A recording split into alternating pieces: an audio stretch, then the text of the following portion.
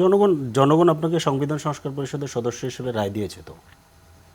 গণভোটে যে রায় দিয়েছিল, আপনি যখন মূল জায়গাতেই গণভোটের ইয়ের মধ্যে যেটা লেখা আছে, জনগণ তো এখানে রায় দিয়েছে, 2/3 মেজরিটি তো ওইখানেও জনগণ আপনাকে দিয়েছে, তো ওই অনুযায়ী তো আপনি শপথ নিতে বাধ্য। তাহলে কোন শপথটা আপনার কাছে মনে হয় কোন শপথটা আসলে ঠিক?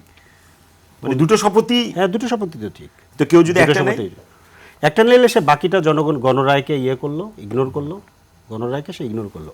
এখানে ইন্টারেস্টিং ঘটনা সেটা হচ্ছে যে যেই পয়েন্টগুলোতে বিএনপির আপত্তি আছে, আদালত সেই পয়েন্টেই রুল জারি করেছে।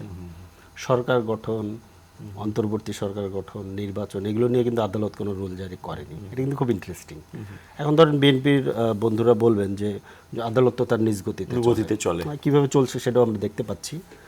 আরেকটা ইন্টারেস্টিং ব্যাপার হচ্ছে যে যারা রিট যারা করেছেন তাদের পক্ষে কারা শুনানি করলেন? বিএনপি নেতারা শুনানি করেছেন। আবার থেকে ওদিকে আবার জামায়াতের এমপি প্রার্থী না, আমরা তো এটা সরাসরি এটার পক্ষে তো। হ্যাঁ, আমাদের আইনজীবীরা ওইখানে ছিল, আমরা তো এটার পক্ষে। আমরা তো মনে করি যে এটা বৈধ এবং এটা আদালতের ইস্যু না, তো আদালতের জুরিসডিকশন না।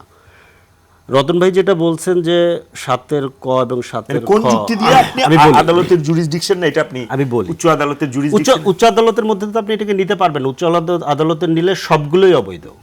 মানে ব্যাপারটা তো এরকম না যেটা শুধু বিএনপির পক্ষে যায় সেটা বৈধ আর বাকিগুলো অবৈধ, ব্যাপারটা কি তাই? ব্যাপারটা তো তা না। এই সংবিধানের অধীনে কোথাও নির্বাচন অবৈধ, তাই তো। মানে তাহলে তো ইন্টারিম গভর্নমেন্টই তো নাই, ইন্টারিম গভর্নমেন্টই তো নাই, ঐক্যমত কমিশন নাই, সংস্কার কমিশনগুলো নাই, আপনি যে জুলাই সনদের জুলাই সনদ যে তৈরি করলেন সেটা নাই, কোনোটাই তো নাই। নির্বাচন আপনি কিভাবে করেন? কোনোটাই তো এখানে নাই। এবং আরেকটা জিনিস যেটা বললেন এই রাজিকুজ্জামান রতন ভাই, যে 7-এর ক এবং 7-এর খ সংসদ বাতিল করবে, সংসদের কাছে সেই ক্ষমতা নাই তো। কারণ পঞ্চদশ সংশোধনী অনুযায়ী আপনি 7-এর খতে স্পষ্ট লেখা আছে যে 142 অনুযায়ী যাহা কিছুই থাকুক না কেন আপনি প্রথম ভাগ, দ্বিতীয় ভাগ, তৃতীয় ভাগ এবং নবম ভাগের কোনো একটা অংশ আপনি পরিবর্তন করতে পারবেন না। খেয়াল করেন এখানে পরিবর্তন,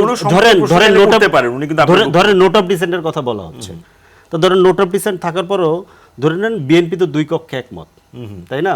আমাদের সাথে নোট অফ ডিসেন্টের পার্থক্যটা কি? আমরা বলছি যে ভোটের রেশিও, দুইটা রেশিও, ভোট আর সিট, এটার পার্থক্য। দুই কক্ষ তো আপনার সংবিধানের মধ্যে নাই, এটা তো মৌলিক চেঞ্জ, এটা তো আপনি করতে পারবেন না। কারণ মৌলিক চেঞ্জ এর আগে যতবার করা হয়েছে ততবার এটা কোর্টে গিয়ে বাতিল হয়েছে, সেই কারণে তো আপনার জনগণের কাছে যেতে হয়েছে। এবং এই যে গণভোট, এই গণভোট তো এই জুলাই সনদকে বাস্তবায়ন করে নাই।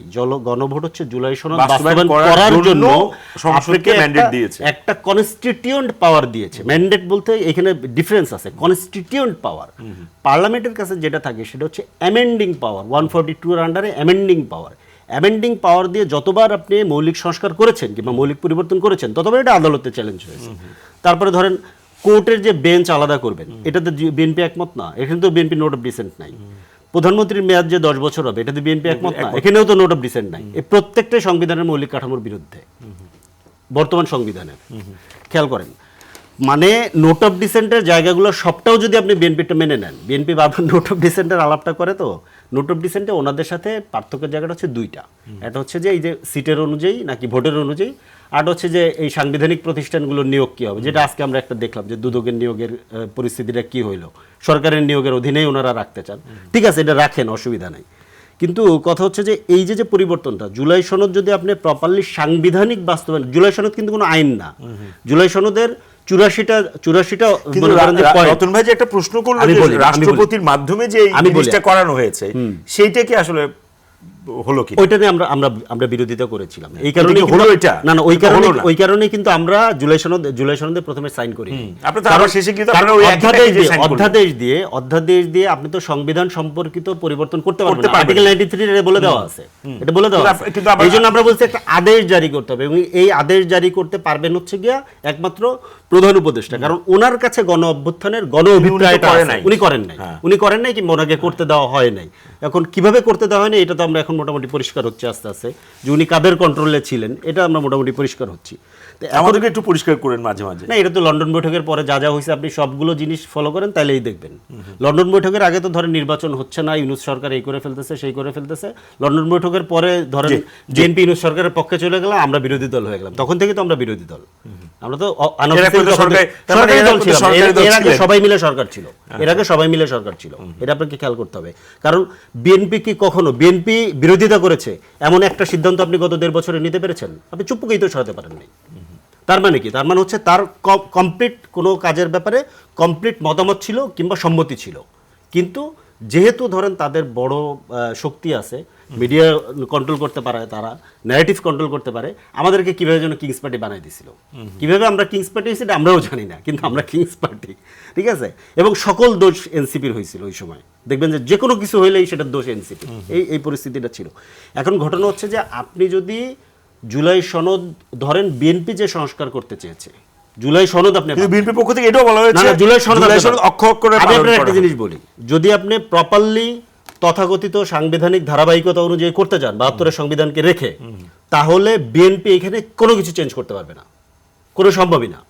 যেটা করতে পারবে কিছু আইন পরিবর্তন করতে পারবে, কনস্টিটিউশনে হাত দেওয়ার ক্ষমতা তার নাই। এবং ভবিষ্যতে কোনোদিন যদি আওয়ামী লীগ ফেরত আসে, বিএনপির এই পুরো সরকার ফাঁসিতে ঝুলবে, কারণ তারাও রাষ্ট্রপতি। আমরা তো ঝুলবই, আমাদের এগুলো নিয়ে এত প্যারা নাই, কিন্তু বিএনপিও এই ফাঁসিতে ঝুলবে, কারণ ওনারাও সংবিধান লঙ্ঘন করছে। কারণ আপনি এই সংবিধানের বাইরে যেতে পারবেন না, আপনাকে 142 দিয়ে কেটে নেওয়া হয়েছে, কারণ বারবার এটা চেঞ্জ হয়েছে। এটা শেখ হাসিনা, এই জন্য আমরা বারবার বলছি আপনি জনগণের মাধ্যমে যান, কনস্টিটিউয়েন্ট পাওয়ারের মাধ্যমে যান। এই আর্গুমেন্টটা তো আমরা গণপরিষদ এই কারণেই বারবার বলছি। আমি একটু এবারে একটা জিনিস বলি, সেটা হচ্ছে যে এই গণভোট যেটা বারবার বলা হচ্ছে, গণভোটের মাধ্যমে আপনাকে জনগণ কনস্টিটিউয়েন্ট পাওয়ার দিয়ে আপনাকে একটা সংবিধান সংস্কার পরিষদের সদস্য হিসেবেও নির্বাচিত করেছে, আপনাকে কিন্তু শুধু সংসদ সদস্য হিসেবে নির্বাচিত করেনি। ওই জায়গাটা বিএনপি ধরেন বারবার বুঝতে পারতেছে না।